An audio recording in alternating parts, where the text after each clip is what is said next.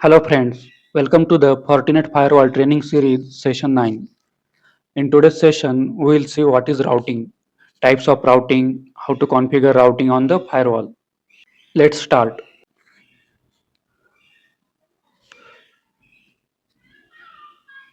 What is routing? Routing is the process of selecting a path for data to travel from a source to a destination over a network. So suppose we have to visit a different city and we have multiple paths or roads to visit that place. So we will decide or we will choose best path where limited traffic is available, best roads, and all facilities. So in that way, same way, it works in a networking.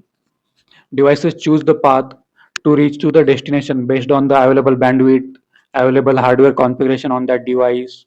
To travel over the network, we use routing.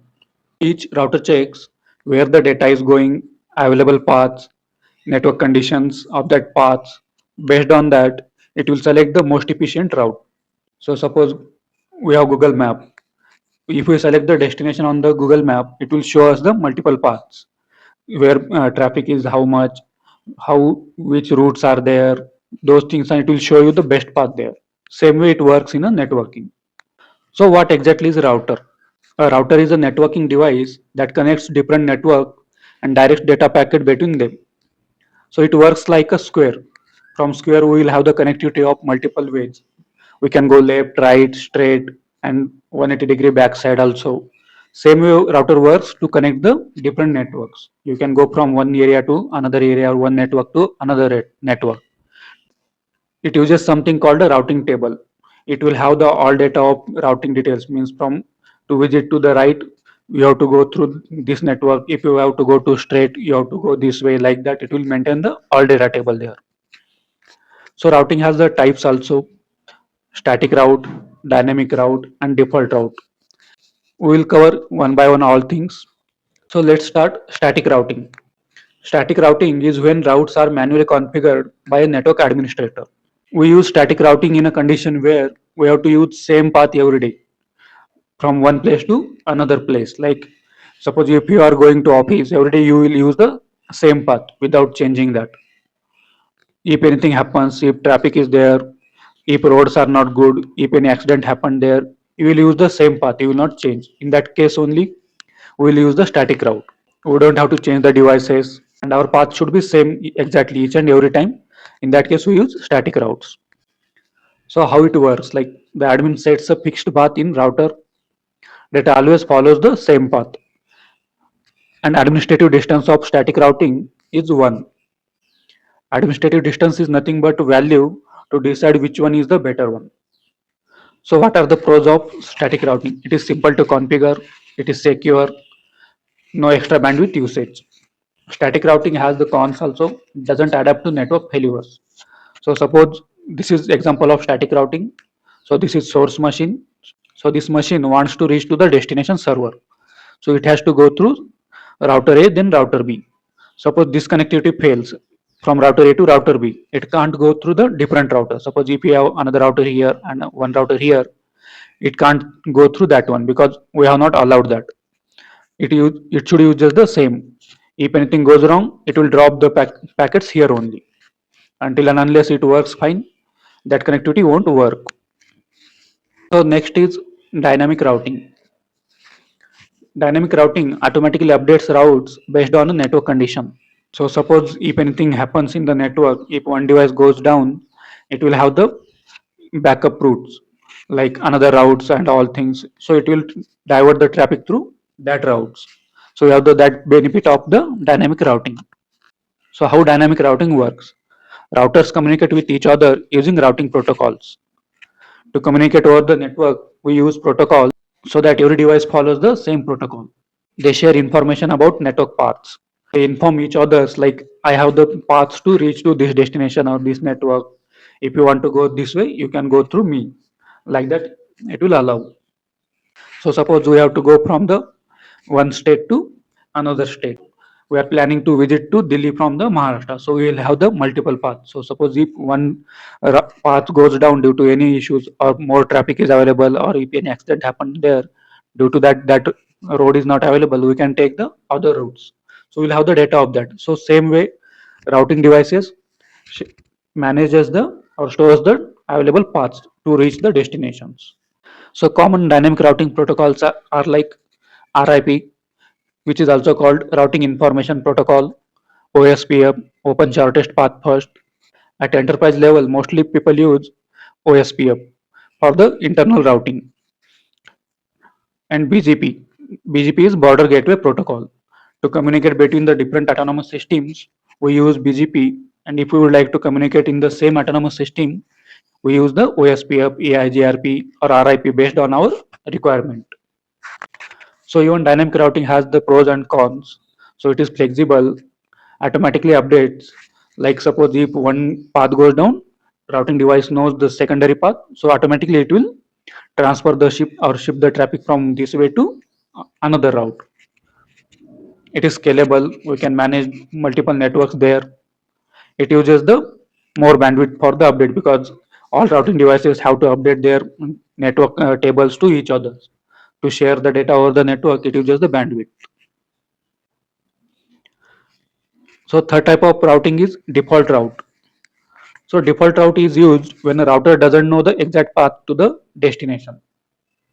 And administrative distance is 0 for default routing.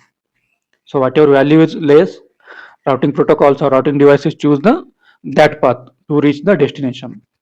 Lesser value means best path. So here we can see in the network diagram. So here we can see in the network diagram. So source machine, then router, ISP, and cloud storage. Suppose from router we have two paths, one through ISP and one directly here. So Office PC doesn't know how to go there, but Office PC knows how to reach to router. From there, router will decide to how to go there. So suppose like if we are going outside from our home, we know the same path to reach our square nearby main road or highway. From there, we can choose the different ways. Like that, default route works. Default, you will choose that path to reach the specific destination, and after that, you will choose different path to reach the your original destination. Same way it works. To reach the next device, we use the default route. After that, it will choose the available paths there. So let's see how to configure the static routes on the firewall. So this is our firewall. Let's log in.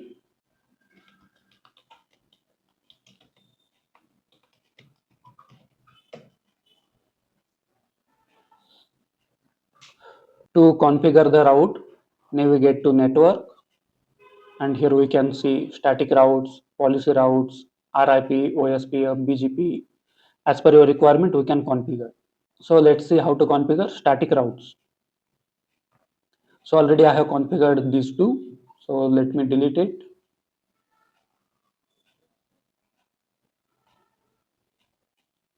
So here we can see one DHCP route, which is default route for WAN interface, network 00 all, gateway IP address. This is my gateway IP address router, next device IP address, and interface through which interface outgoing means traffic should go outside through this firewall.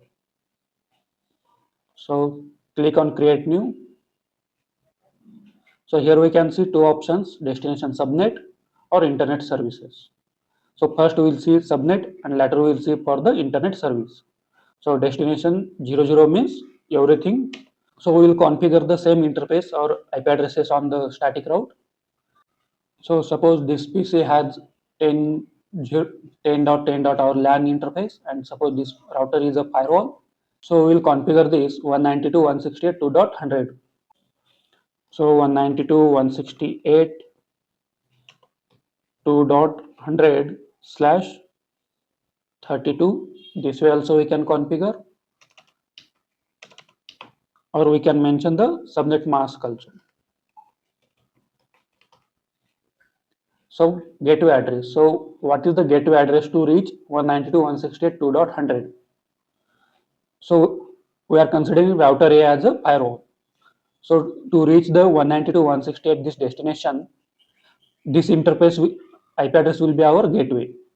Through this router we are reaching to the destination. So we have to configure this interface IP address as a gateway IP address. So here we can see 10.0.0.2 interface IP address is configured on this interface. So gateway will be our 10.0.0.2. So gateway is basically next device interface IP address through which device we are going to the destination. So then interface, through which interface packet should pass through this firewall, means outgoing interface. So we can use as a port 3. Just for the example, as per your configuration you can choose interfaces and then administrative distance. So default it is 10. You can change or you can keep as it is also. For your understanding you can mention the comments static route as per your requirement. You can mention so that you can get the idea about the routing details. So status here we can enable disable. So if we check the advanced options, here we can see priority.